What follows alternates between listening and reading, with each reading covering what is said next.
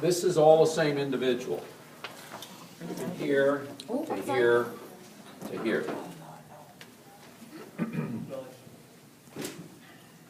This is what used to be referred to as pneumocystis carinii pneumonia, which it's not anymore.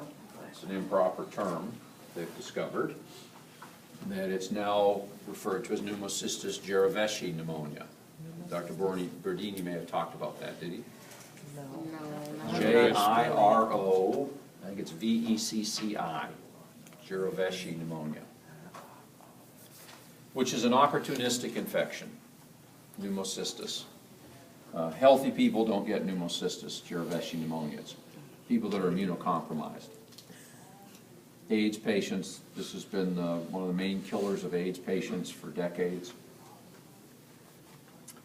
It's only seen in people that are immunocompromised. Sometimes cancer patients, unfortunately, really chronically ill individuals. This was actually a patient being treated for Hodgkin's disease. And you can see the hilar areas. See how the hilar areas are larger? See that? But we don't have the right paratracheal, like we were just talking about yesterday with sarcoid. You know, we talked about 1, 2, 3 sign. that number 1, the 1, 2, 3 sign exactly in sarcoid. Sarcoid does give big hilar areas, but it also loves the right paratracheal right here, which this patient doesn't have any right paratracheal, but they do have the hilar areas. They've got the 2 and 3, but they're missing number 1. So that's less likely than to be sarcoid. And in a young individual, especially with normal-looking lungs, which then tells us there's nothing in the lung that's spreading, you know, we're not getting any big orange spread into the hilar areas, that this may be something that's involving the hilar areas as a primary process, which it was. This was lymphoma. So treating with radiation and chemotherapeutic agents, the patient then started to develop this kind of stringy looking and some reticular changes in here. These are edematous changes and infectious changes. And this kind of the thick and streaky looking stuff is bronchopneumonia, but there's also some reticular changes.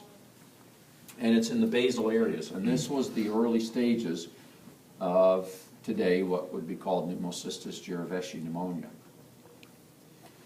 It's a treatable pneumonia, but it has to be treated quickly and aggressively, because what it ultimately did in this individual, it just started causing massive consolidation, multiple lobes, and once you get kind of looking like this, you don't have much airspace left for breathing. The patient is basically asphyxiating on exudate, and the patient did die not too long after that. So it's still a significant pneumonia, pneumocystis. This is how it behaves. But it's not called pneumocystis carinii pneumonia anymore. Is that what you talked about it in class? Did Dr. Bordini talk about it? Mm-hmm. Yeah. Did he call it PCP, pneumocystis carinii? Yes. Yeah. That's actually the incorrect name for it today. Pneumocystis jirovecii pneumonia is what it's called today. Okay? Mm-hmm. So it's interesting because we go from normal lungs to bronchopneumonia and interstitial. So this has got both consolidation and interstitial findings. And then we go to massive consolidation. That's what this did. All right?